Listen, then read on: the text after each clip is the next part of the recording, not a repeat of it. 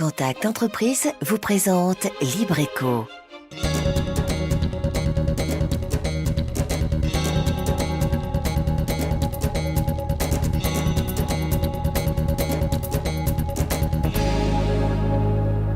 Salut à tous, c'est LibreEco. Comme chaque mercredi, on se retrouve pour découvrir une entreprise de Lille, aller à la rencontre de ceux et celles qui la font vivre. Voici donc le sommaire de ce soir. On fait la lumière sur une entreprise que nous connaissons tous, EDF. La société produit et commercialise l'électricité que nous consommons au quotidien. Immersion dans les coulisses de cette entreprise si importante pour nos foyers.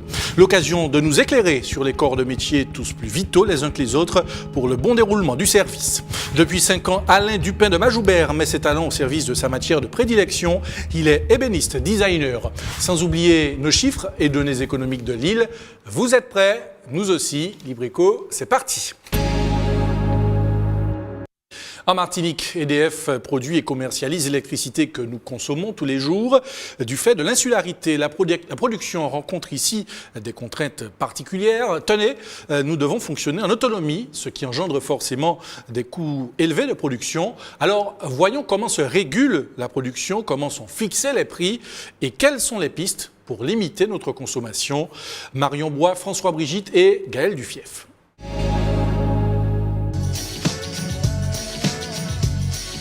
EDF, c'est 185 000 clients, dont 157 000 foyers à alimenter.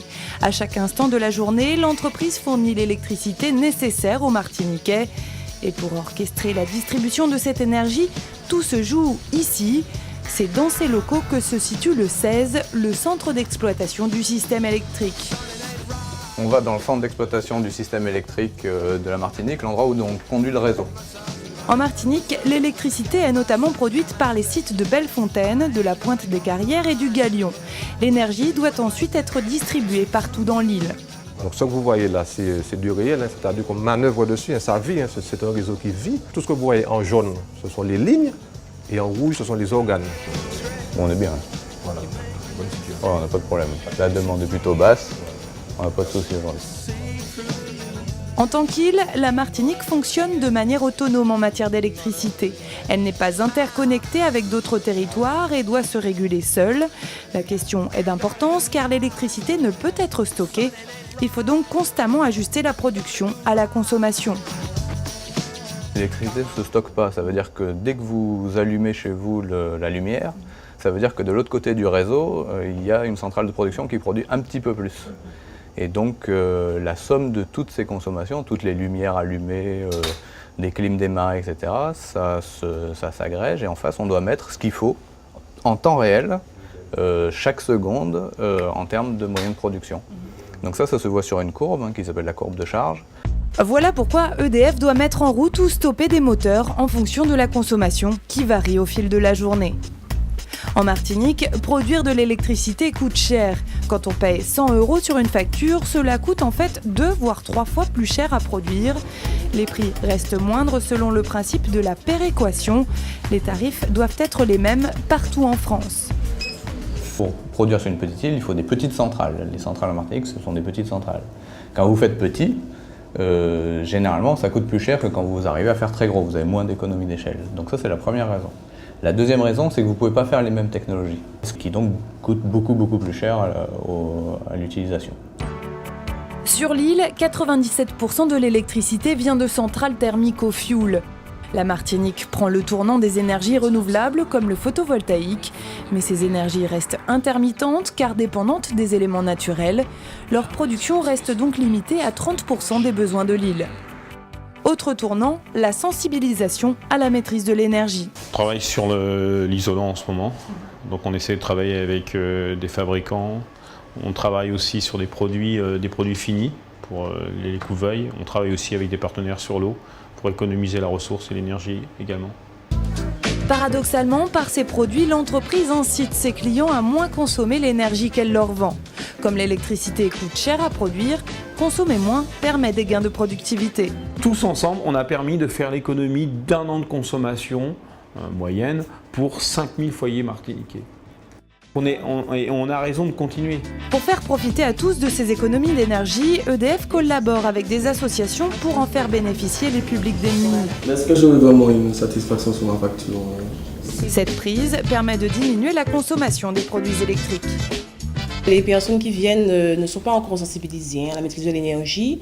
Elles ont peu entendu parler de la prise éco, donc découvrent quand on leur remet la prise éco ce que ça peut leur apporter. Et surtout, en fait, c'est le moment aussi pour elles de prendre conscience qu'on peut réduire sa consommation en faisant des choses pratiques. Afin de préparer l'avenir, EDF se lance dans de grands projets. Nous voici sur le chantier de la nouvelle centrale de Bellefontaine B. L'entreprise a investi 450 millions d'euros dans la nouvelle centrale électrique. C'est le plus gros chantier actuellement sur l'île. Ici, 12 moteurs de 18 MW vont être mis en route.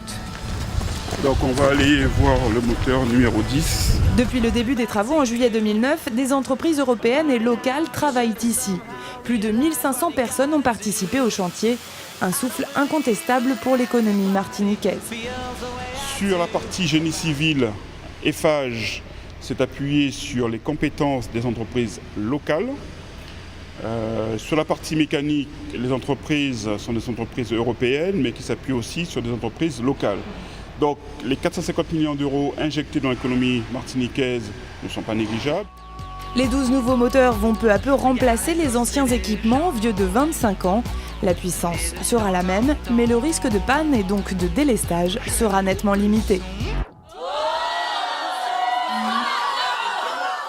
Et pour aller plus loin, nous recevons Madame le directeur d'EDF, Eliane Germont, bonsoir. Bonsoir. Et merci d'être avec nous. Alors, avant de parler des prix, ce qui va intéresser beaucoup de nos amis téléspectateurs, évoquons d'abord la question de la production. Alors, on sait qu'elle doit être toujours égale à la demande. Alors, à quoi sont dus les délestages que nous connaissons parfois ? Eh bien, effectivement, c'est une super question, assez large. Alors, en fait, il y a plusieurs choses qu'il faut qu'on précise, puisque je suis là, j'en profite. Quand on produit en Martinique, on l'a vu dans le reportage, on ne peut pas stocker l'énergie. Donc, en fait, il faut toujours avoir une production égale à la consommation. Alors, qu'est-ce qui se passe quand nous avons des coupures d'électricité? Alors, on a plusieurs types de coupures d'électricité. On a bien sûr des coupures d'électricité qui sont dues à un manque de production. On a des coupures d'électricité qui sont dues à des travaux sur le réseau.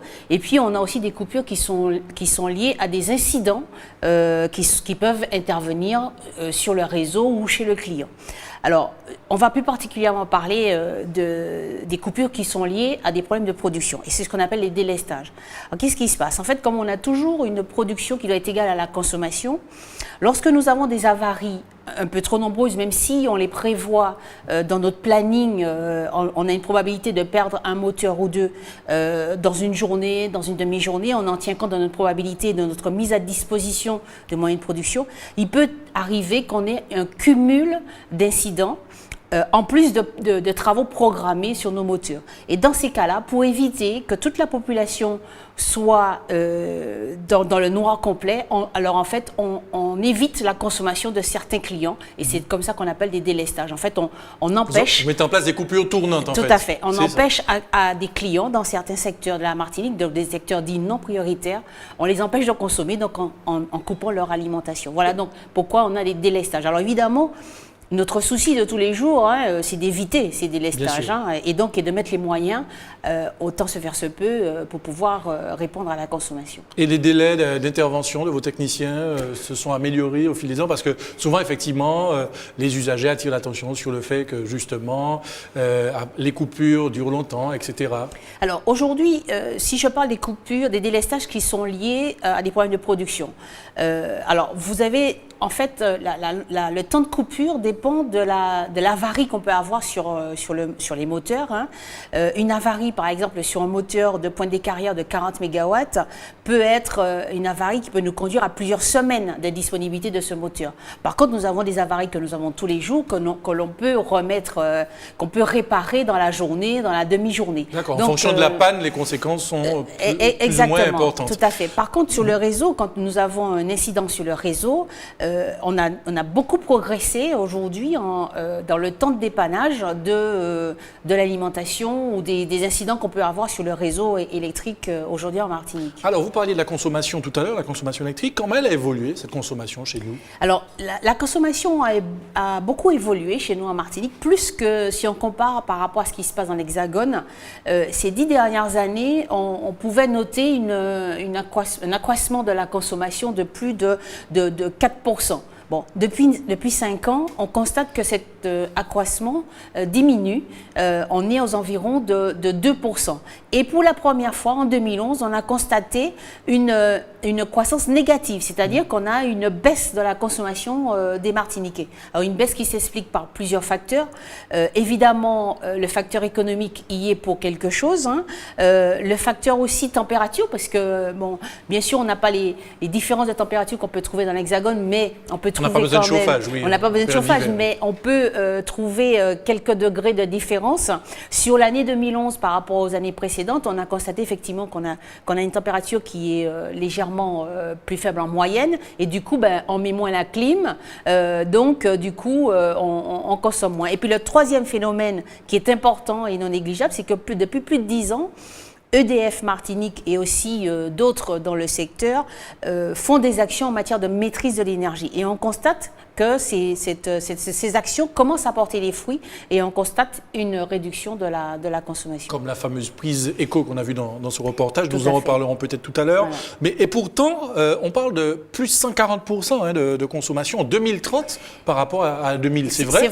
C'est vrai que si on ne fait rien, si on continue à avoir une augmentation de la consommation de 2% par an, on va effectivement arriver à une augmentation, enfin, on estime qu'on aura plus de 140% d'augmentation. Quand vous dites si on ne fait rien, ça veut dire qu'il faut absolument passer par la maîtrise d'énergie. Tout à fait. Mais ça veut dire quoi, passer par la maîtrise d'énergie? Mais ça veut dire qu'en fait, il faut que tout à chacun, on regarde notre consommation en face. On consomme où? On consomme au niveau de la climatisation, on consomme au niveau de l'éclairage, on consomme au niveau de la cuisine, au niveau des appareils électroménagers, hein, donc tout ce qui est frigo, congélateur, micro-ondes, four, tout ce qui est machine, je dirais, à pressing de repassage. Ça, ce sont et puis les nouvelles télés, évidemment, à plasma. Alors les LBC se consomment moins, mais les grands écrans que nous achetons tous les jours, tout ceci consomme. Et donc, en fait, il faut qu'à tout instant, que nous trouvions des produits qui permettent de réduire cette consommation. C'est le cas de la prise éco qui permet d'éteindre les appareils en veille, parce qu'en fait, on a constaté que 10% de la facture passe dans des appareils en veille quand on ne les éteint pas. Sur les lampes éco, on a fait des campagnes très importantes avec des fournisseurs pour pouvoir réduire les prix de vente de ces lampes éco pour permettre le développement de ces produits. On a fait les hydro-éco qui étaient donc des brise-jets qu'on mettait sur les robinets pour réduire la quantité d'eau chaude utilisée et donc réduire la quantité d'énergie utilisée pour l'eau, pour la réchauffer. Vraiment, donc, tout est mis en œuvre à tous les niveaux. On cherche toutes les pistes imaginables pour réduire la consommation. Alors, Madame Germont, puisque vous parlez des prix, alors le prix est censé être le même partout en France. Hein. Comment cela s'équilibre-t-il? Alors, effectivement, vous avez raison. En Martinique, nous avons le même prix que quelqu'un qui habite Paris, Montpellier, Nantes. Et là, j'entends nos téléspectateurs dire non. Ah oui, et oui, on paye le même prix. Alors, à quelque chose près, là où il y a la concurrence, mais malheureusement, pour ceux qui ont la concurrence en métropole, le prix est quelquefois plus cher. Donc, en fait, il y a un prix qui est fixé par le gouvernement, par l'État, par décret, hein, qui paraît au journal officiel. Ces prix sont accessibles sur les sites d'Internet. Donc, ce n'est pas plus cher ici qu'ailleurs? C'est le même prix, vous pouvez le vérifier sur Internet, c'est le même prix. La seule différence qu'il peut y avoir, ce sont les taxes qui peuvent être différentes, mais néanmoins, en Martinique, toutes taxes comprises, on est à peu près au même prix. Alors comment ça se compose? Vous allez me dire, parce que c'est la question que j'allais vous poser. Dans le reportage, vous avez pu voir que le prix le coût de production de cette énergie est 3 fois, voire 2 à 3 fois plus cher qu'en métropole.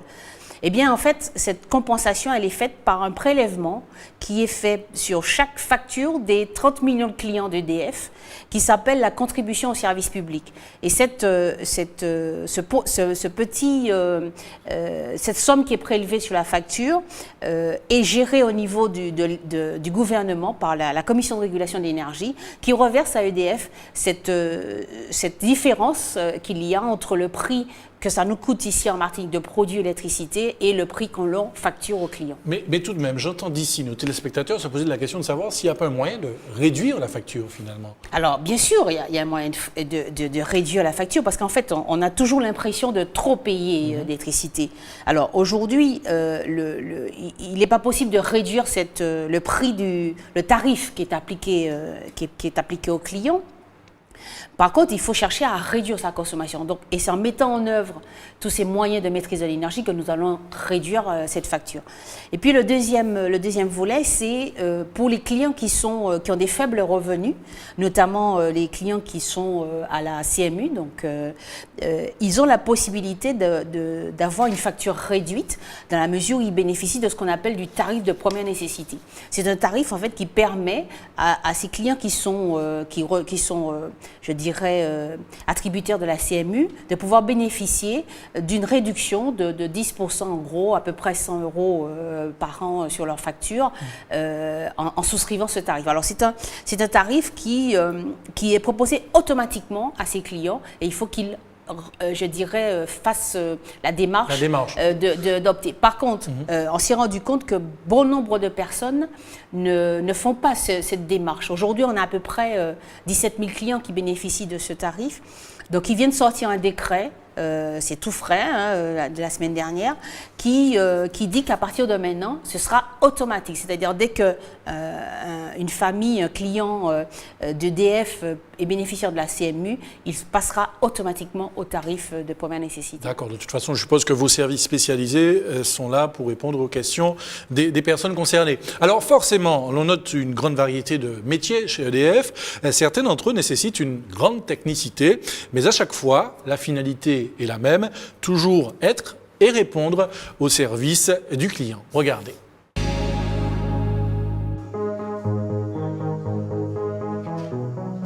Gérer l'électricité pour près de 400 000 habitants, une activité à haute responsabilité.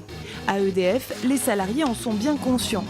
Raphaël Duville, par exemple, est dispatcher. Quand tu me demandes l'ouverture du disjoncteur vers près au poste source de Trinité. Oui, tout à fait. Ok. Il est 9h42. 9h42. Aujourd'hui, elle travaille en binôme, mais elle se retrouve souvent seule. Ses missions, faire en sorte que la production s'aligne sur les besoins des clients et acheminer l'électricité. Elle doit faire preuve d'autonomie et de sang-froid pour prendre les bonnes décisions au bon moment. Tu peux démarrer le groupe 8. Merci. Depuis 7 ans à ce poste, elle a appris à gérer son stress. C'est très motivant de savoir qu'on est un maillon important dans la chaîne et que d'autres interlocuteurs attendent de nous. Il faut savoir encaisser et prendre beaucoup de recul pour ne pas céder justement à la tentation de faire au plus vite, mais de ne pas bien faire. Il faut avoir du recul. Pour Régis Etienne, le contact avec le client est encore plus direct. Il gère la plateforme téléphonique d'EDF et l'accueil physique des usagers. C'est 2-3 dossiers. Alors, celui-ci, tu le connais, et celui-là, il faut qu'on les voit ensemble. Tu dis à notre client qu'on leur appelle très rapidement de manière à ce qu'ils soient en service dans les meilleurs délais. D'accord. Okay, donc je te fais un email et sois attentif. Il doit prendre en charge les réclamations des clients, mais heureusement, il ne gère pas que les doléances. Il n'y a pas que les demandes parce que ça ne va pas bien. Il y a toujours des demandes, ça va bien, j'aménage, la maison s'agrandit, la famille s'agrandit, il y a un enfant de plus, on fait une maison, on a besoin de nouveaux compteurs. Voilà, c'est tout simple. Sur le site de Bellefontaine, on retrouve Cédric Lupon. Il a la difficile tâche de superviser les travaux électriques sur la nouvelle centrale. Donc là, on se trouve au niveau du transformateur du groupe 1. On va jeter un coup d'œil pour voir ce qui se passe. Il est en contact permanent avec les entreprises du chantier pour s'assurer que les travaux sont en conformité avec les souhaits d'EDF. D'ici demain matin, tu peux démarrer la suite... Tout l'usinage du câble. D'accord. Cédric n'a pas vraiment droit à l'erreur. Un défaut non repéré aujourd'hui peut avoir de lourdes conséquences sur la centrale. Pour obtenir les meilleurs résultats, il exerce sa mission avec diplomatie. On n'est pas là pour fliquer les entreprises. On est là pour accompagner les entreprises qui aujourd'hui réalisent pour nous notre futur outil de travail. On est là plus dans l'accompagnement, plus dans la communication, essayer de trouver ensemble des solutions parce qu'il arrive des fois qu'on ait des points bloquants et on doit trouver des solutions techniques ensemble. Du tact et une bonne dose de concentration, Cédric Lupon en aura bien besoin jusqu'à la mise en route du premier moteur, prévu pour janvier 2013. Alors justement, on va parler dans un instant, Madame Germont, de ce nouveau projet de Bellefontaine. Mais c'est fou comme le temps passe à la vitesse de la lumière. Pour cette émission, c'est surprenant. Une question concernant la place qui est faite aux jeunes au sein de votre entreprise, parce que bon, on a vu des gens dynamiques là, mais quelle place vous accordez à la jeunesse et aux éventuelles formations et pourquoi pas au recrutement? Alors effectivement, nous sommes une entreprise où on a 620 salariés et on tient une place relativement importante pour les jeunes de la Martinique. Il faut savoir que chaque année, on fait à peu près une dizaine de recrutements. Depuis 2-3 ans, c'est un chiffre qui a été multiplié par 4. Et aussi, surtout, on accueille plus de 120 jeunes chaque année dans notre entreprise, à la fois en termes d'alternance, mais aussi en termes de stage, de formation. Et ces jeunes que nous avons chez nous, il nous arrive d'embaucher quelques-uns. Bien sûr, on essaie de faire un équilibre entre ces jeunes qui sont en formation et ceux qui passent par un recrutement, un cabinet de recrutement. Alors, on essaye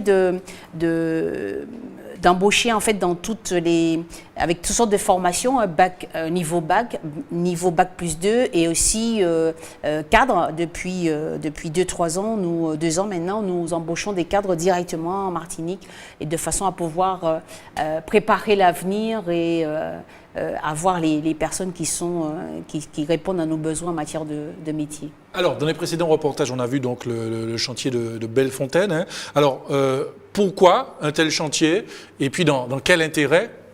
Alors pourquoi ce chantier? Bien tout simplement parce que la centrale de Bellefontaine a plus de 25 ans, donc on arrive un peu au bout de souffle de cette centrale et donc il faut remplacer ces moteurs. Et c'est pour ça que cette nouvelle centrale va remplacer 10 moteurs actuels par 12 moteurs demain. D'ici combien de temps? D'ici 1 an, on pense qu'on va pouvoir démarrer le premier moteur et les autres seront dans la foulée. On espère qu'en 2013, cette nouvelle usine sera opérationnelle. Elle va coïncider avec la fin des délestages dont nous parlions en début d'émission? Alors, en fait, oui et non. Oui, parce qu'on aura effectivement du matériel plus récent, avec moins de, je dirais, une probabilité de panne moins importante que ce qu'on a aujourd'hui. Non, parce que nous restons toujours sur une île. On a vu dans le reportage, nous ne sommes pas connectés à un autre système électrique, à d'autres îles, à un continent. Et donc, nous produisons nous-mêmes notre énergie. Donc, forcément, lorsqu'il y a un incident majeur, très important, non prévisible par nos systèmes de calcul ou par nos prévisionnistes, il peut arriver que nous ayons des délestages. Mais bien sûr, on espère évidemment que ces délestages seront beaucoup moins nombreux que ce qu'on a eu en 2011. En 2011, ça a été vraiment l'année la plus négative pour nous de ce point de vue-là. L'année la plus noire pour vous, sans vilain jeu de mots. Rapidement, Madame Germont, parce que le temps passe vraiment très vite, c'est fou. C'est peut-être parce que c'est EDF, on a beaucoup de questions à vous poser. Sur les répercussions économiques de ce chantier de Bellefontaine. Alors, ce chantier, c'est le plus gros chantier de la Martinique, évidemment, avec 450 millions d'euros quand même d'investis dans cette centrale.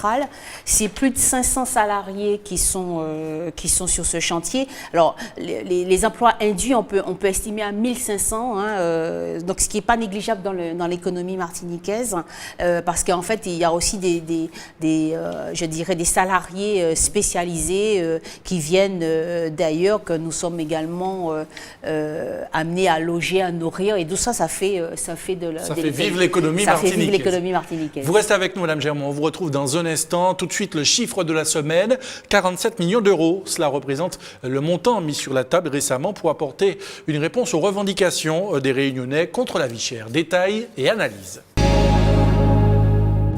L'île de la Réunion, le 21 février dernier. Suite Suite au mouvement social des transporteurs routiers, le département s'embrase. Magasins pillés, voitures incendiées, affrontements avec les forces de l'ordre. La population se lève contre le problème de la vie chère. Après une semaine d'émeutes, un accord est conclu par les responsables réunionnais, élus, syndicats et associations. Première mesure, les prix de l'essence et du gasoil vont baisser de 8 centimes par litre. Une baisse rendue possible grâce à la suppression de l'octroi de mer sur les carburants. Cette taxe, perçue par le Conseil régional de la Réunion, représente 24 millions d'euros par an. L'effort est donc collectif. Second point, 40 produits de première nécessité vont voir leur prix baisser. Encore une fois, c'est la collectivité qui va permettre cette baisse. Le Conseil général devra en effet débourser 23 millions d'euros. Enfin, un tarif social pour l'électricité va être mis en place. Cela représentera une baisse de 40% sur les factures pour les familles défavorisées.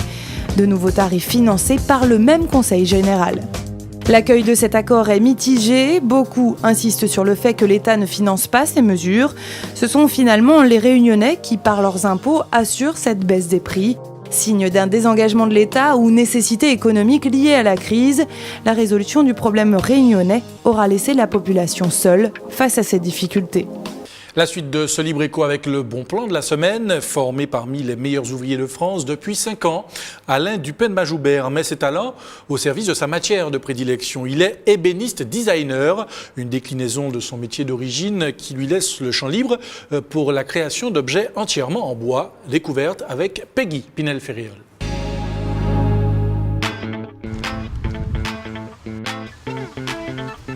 Cette mode de chute de bois est destinée à être brûlée. Et pourtant, il y en a qui sont un petit peu plus rouges que d'autres, qu'il y a beaucoup plus de nuances. Donc je suis obligé de les sélectionner par rapport à ce que je veux faire. ces déchets auront donc une seconde vie. Celle-là par contre elle va faire une toute petite yole. Je garde ça, donc je vais un petit peu nettoyer.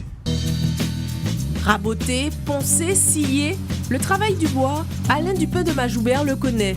Depuis ses 16 ans, il baigne dans cet univers. Oui, tombé dans le bois après l'école, donc du coup, il faut dire aussi que bon, je dis pas que je sculptais déjà un petit peu, enfin, au couteau, comme les enfants font un petit peu à piocher un petit peu des petits bouts de bois. Formé à l'ébénisterie, il délaisse parfois les meubles pour laisser cours à son imagination comme designer. De par le dessin, la sculpture un petit peu, donc il y a des idées, des trucs qui vous viennent dans la tête, que vous avez envie de réaliser.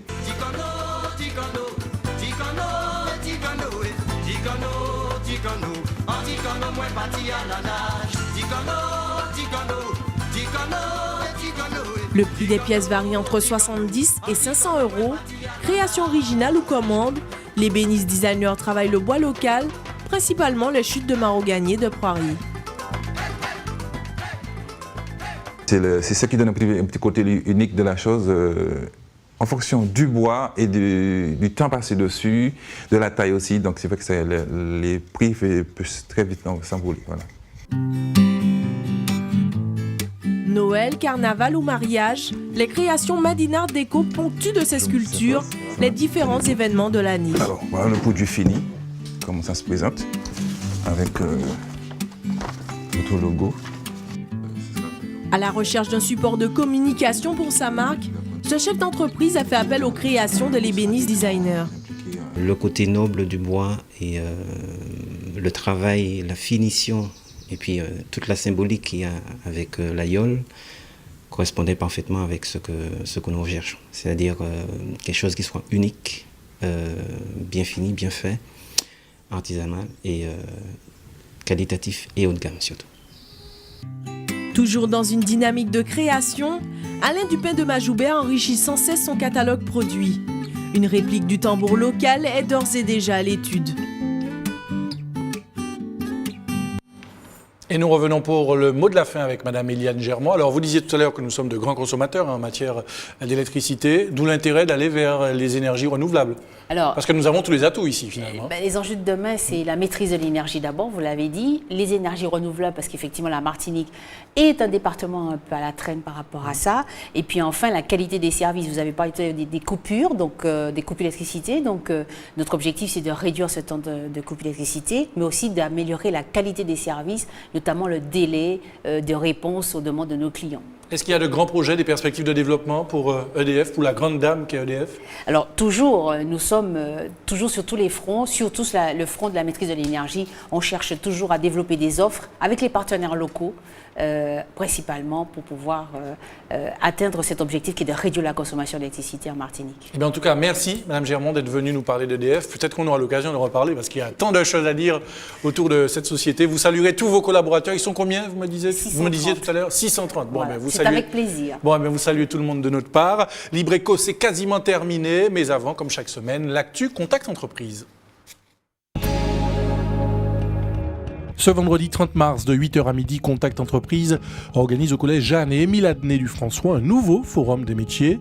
Celui-ci fait suite au forum qui avait eu lieu dans le même collège il y a un an jour pour jour et qui était aussi organisé par Contact Entreprise. Rappelons que le rapprochement entre le monde de l'éducation est au cœur des missions de Contact Entreprise. Ceci a d'ailleurs fait l'objet d'une convention de partenariat entre le rectorat et Contact Entreprise qui a été signée le 26 novembre 2009. C'est dans le cadre de cette convention qu'ont lieu ces différents forums des métiers qui mettent des chefs d'entreprise en présence d'élèves qui connaissent peu ou pas du tout le monde des entreprises. Voilà, en espérant que vous avez pris bonne note, Libreco est maintenant terminé. On se retrouve la semaine prochaine, même heure, même chaîne. En attendant, passez une excellente soirée et à très bientôt.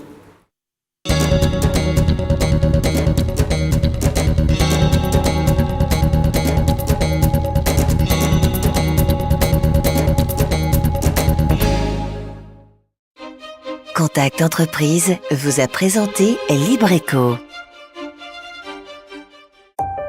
Retrouvez cette émission dès maintenant et pendant 7 jours sur atv.mq.